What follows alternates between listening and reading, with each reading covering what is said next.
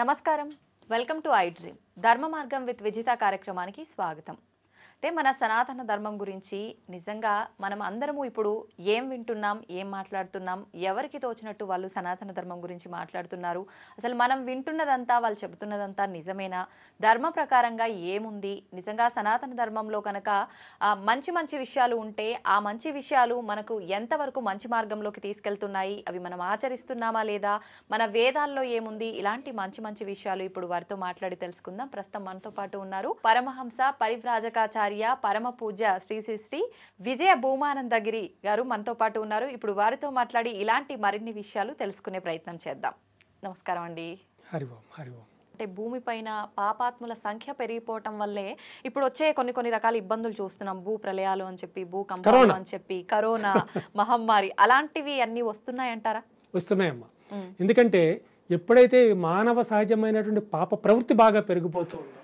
మానవుల్లో పాపం అంటే భయం లేకుండా అభీతి పాప అభీతి పెరిగిపోతూ ఉందో అప్పుడు వీళ్ళు ఇష్టం వచ్చిన పాపాలు చేస్తూ ఉంటారు అప్పుడు ఉదాహరణకి మన పచ్చని చెట్టు చూస్తే కాల్చేసేయడం అక్కడ ఏదో ఒక ఫ్యాక్టరీ పెట్టేసుకోవడం ఇట్లా ప్రపంచం మొత్తం మీద అన్ని దేశాల్లోనూ జరుగుతుంది ఇట్లా తన స్వంత ప్రకృతిని తనే ధ్వంసం చేస్తున్నారు అంటే ఒక చెట్టు మొదలుని గొడ్డలతో నడుగుతున్నాను అంటే తను గమనించడు ఆ గొడ్డలి ఎక్కడైతే వేటు పడుతుందో అక్కడే తన ప్రాణవాయువు అన్న విషయం వాడు గమనించాడు అట్లా తనను తానే సర్వనాశం చేసుకునే స్థితికి ఈ యొక్క మానవుడు వెళ్ళిపోతున్నాడు అటువంటి స్థితి జరుగుతోంది చూద్దాం భగవంతుడు మరి ముగింపు అంటే కలియుగ అంతమేనా ఇంకా కలియుగ అంతము అంటే ఇప్పుడు చాలా మంది చాలా సంవత్సరాల క్రితం 2012లో పెద్ద హాలీవుడ్ మూవీ కూడా వచ్చింది 2012లో 2వ నెలలోనో ప్రపంచం అంతమైపోతుంది అది ఇది అని ఆ తర్వాత కూడా చాలా చాలా వచ్చే కాన్సెప్ట్స్ కానీ ఈ ప్రపంచం ఇంకా అంతం కావాలి అంటే 5000 సంవత్సరాల సమయం ఉందమ్మా 5000 సంవత్సరాల తర్వాత కానీ ఇది అంతం కాదు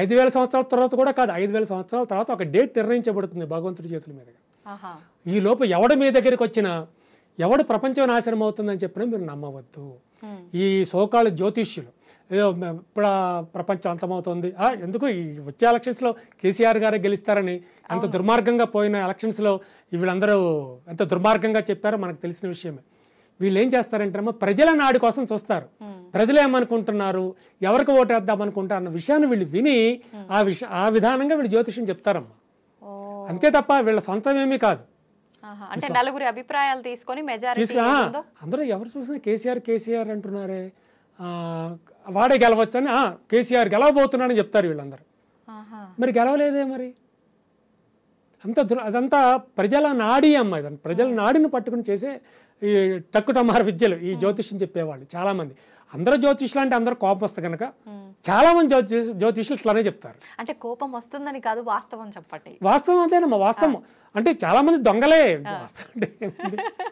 దొంగలే అబద్ధం చెప్తే అబద్ధాల మీద బ్రతుకుతూ ఉంటారు వాళ్ళ బ్రతికే అబద్ధం ఏదో చెప్తారు ఇప్పుడు కాగా అప్పుడు మంచి క్లాస్గా తయారయ్యి మంచి విలువైనటువంటి బట్టలు వేసుకొచ్చిన వాళ్ళని అనుకోండి ఏదో ఏదో ధ్యానంలోకి వెళ్ళినట్టు లేకపోతే జాతకం చూసి అబ్బా మీకు బ్రహ్మాండంగా ఉందమ్మా మీరు మహా కోటీశ్వర్లు మీ పిల్లలందరూ అమెరికాయో రష్యాయో జపాన్ ఎటో వెళ్ళిపోయి చదువుతారు అది ఇది అంటే ఆవిడ ఇంకా ఆనందం అనిపిస్తుంది సహజంగానే అట్లా వీళ్ళు వాటిని తీసుకుంటారు అయితే భవిష్యత్తు గురించి చెప్పగలిగిన వాళ్ళు ఉన్నారమ్మా భారతదేశం భవిష్యత్తు గురించి చెప్పగలిగిన వాళ్ళు ఉన్నారు మీకు స్టీవ్ జాబ్స్ అంటే మీకు తెలుసా పోనీ యాపిల్ విన్నారా Apple company Apple phones Apple cell phones Apple iPhones Apple laptops ఆ కంపెనీ పెట్టిన వ్యక్తి పేరే స్టీవ్ జాబ్స్ అతను మన భారతదేశంలో ఈజ్ అన్ అమెరికన్ మన భారతదేశంలో తనకి 22వ సంవత్సరం వయసు ఉన్నప్పుడు 2 సంవత్సరాలు కాశీలో ఉన్నాడు 2 years ఉన్నాడు ఆ తర్వాత అతను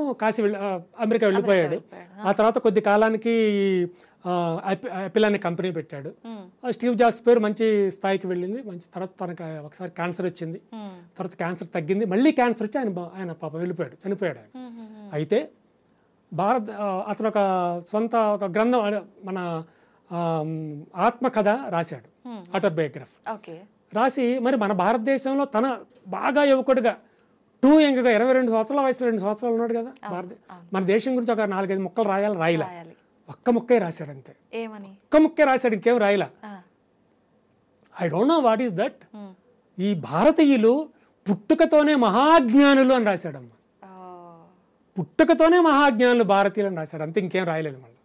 చాలా అదొక్కటి. అది చాలు కదమ్మా. అవును. అయితే ఆ తర్వాత అతను మన ఇండియా వచ్చాడు. కారులో వస్తున్నప్పుడు ఆ కాశీ పరిసర ప్రాంతం, కాశీ లోపలికి రాలేదు ఇంకా, ఈయనకి అక్కడ స్వామీజీలు అన్నీ అలవాడితే వాళ్ళకి ప్రసాదాలు తిని బతికాడు అతను. ప్రసాదాలు తిని బతికాడు. ఓకే. కనుక ఈ స్వామీజీలన్నా మాలాంటి సన్యాసులను ఆయనకి గౌరవం. ఆయనకి ఎదురుగా ఒక స్వామీజీ వస్తున్నాడు. నేను వెంటనే కారాపించి గబగబా వెళ్ళి నమస్కారం స్వామీజీ అని, కొంచెం హిందీ కొంచెం వచ్చు, నమస్కారం స్వామీజీ అని. అతను కళ్యాణం వస్తా అంటే నీకు శుభం కలుగును గాక అని తను ఆశీర్వదించాడు. కానీ స్టీవ్ జాబ్కి అరే ఏమైనా ప్రసాదం ఉంటే బాగుండేది. కారులోకి వచ్చాడు. కారులో ఒక చిన్న యాపిల్ దొరికింది. యాపిల్ అది 2 చేతులతో తీసుకొచ్చి గౌరవంగా ఆ సాధు సన్యాసికి ఇచ్చాడు. అతను ఆ యాపిల్ తీసుకుని నమస్కారం చేసి కొంచెం కొరికి ప్రసాదంగా ఆయనకి ఇచ్చేశాడు. ఏదైతే ఒక యాపిల్ని కొరికి ప్రసాదంగా స్టీవ్ జాబ్స్కి ఇచ్చాడో అదే యాపిల్ కంపెనీ అమలం అయిపోయింది. ఈ రహస్యం చాలా మందికి తెలియదు. యాపిల్ కంపెనీ అమలంగా పెట్టాడు, బాగానే ఉంది, సగం ఎందుకు కొరకబడిందని అనుమానం వచ్చి, కానీ ఈ విషయం తెలియదు చాలా మందికి. ఈ ఒక భారతీయ సన్యాసి కొరికి ప్రసాదంగా తిరిగి ఇవ్వడం వల్ల ఇక ఇదే అప్పుడే అతనికి ఆలోచన ఉంది, నేను కంపెనీ పెట్టాలి అని. యాపిల్ అనే కంపెనీ పేరుంది కానీ ఎలా పెట్టాలన్నది లేదు, ఆ ఆమ్లం ఎట్లా తయారు చేయాలి. ఇప్పుడు మన భారతీయ సాధువు ఇచ్చినటువంటి ఆలోచన, కొరికి పెట్టవయ్యా, కొరికినట్టుగా పెట్టవయ్యా. ఈ రహస్యం చాలా మందికి తెలియదు. అదమ్మా ఈ యొక్క భారతీయ వ్యవస్థ గురించి, ఈ భారతీయ సనాతన ధర్మం గురించి తెలియక ఎవరో ఏదో ఆశ పెట్టారని పరాయ ధర్మానికి వెళ్ళిపోవడం, ఎవరినో నిజమైన దేవుడని భావించారు. అసలు సత్యవంతమైన దేవుడు ఇక్కడ ఉన్నాడు వదిలిపెట్టేసి ఇంకా ఎవరినో సత్యవంతమైన దేవుడని వెళ్ళిపోవడం, ఈ యొక్క పవిత్రమైనటువంటి సనాతన ధర్మాన్ని వదిలిపెట్టుకోవడం, అంతా అదొక వ్యవస్థగా, అదొక దుర్మార్గంగా అలా జరిగిపోతుంది. అయితే ఇప్పుడు వేదాలు అంటుంటాం, శాస్త్రాలు అంటుంటాం, పురాణాలు అంటుంటాం, ఇవన్నీ సనాతన ధర్మంలోనే ఒక భాగాలా, లేదంటే వేదం వేరు సనాతన ధర్మం వేరు? అసలు వేదం అంటే ఏంటండి? సనాతన ధర్మం ఉద్భవించింది వేదంలో నుంచి అమ్మ. వేదంలోంచే సనాతన ధర్మం. ఈ వేదం అనేది భగవంతుడి కన్నా ముందే ఉద్భవించింది.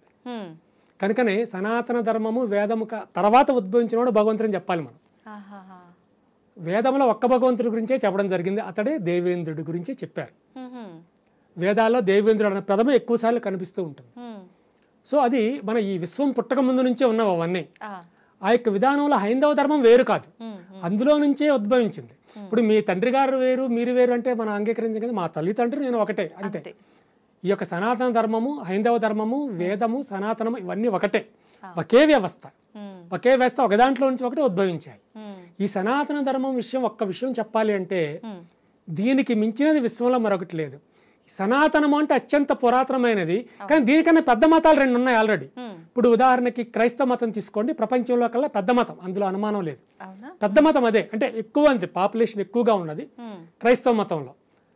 ఆ తర్వాత పెద్ద మతం ఏది ఉన్నది అంటే ఇస్లామిక్ మతం, అది సుమారు 50 నుంచి 60 దేశాల్లో ఉంది.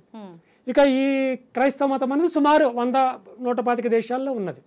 ఈ హైందవ ధర్మం ఎన్ని దేశాల్లో ఉంది? ఇప్పుడైతే 3-4 దేశాల్లో కన్నా ఎక్కువ కనిపించడం లేదు. కానీ ఇప్పుడు ఆఫ్రికా ఖండంలో చాలా ఉత్తమమైన స్థితిలో ఇప్పుడు ఈ హైందవ ధర్మం వెళ్తుంది.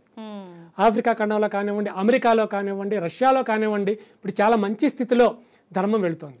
కొంతమంది యూట్యూబర్లు కానివ్వండి, మేము హైందవ ధర్మానికి మేము చాలా గొప్ప చేస్తున్నామని కానివ్వండి, కొంతమంది ఇష్టం వచ్చే తిట్టడం మొదలు పెడుతున్నారు యూట్యూబ్లో.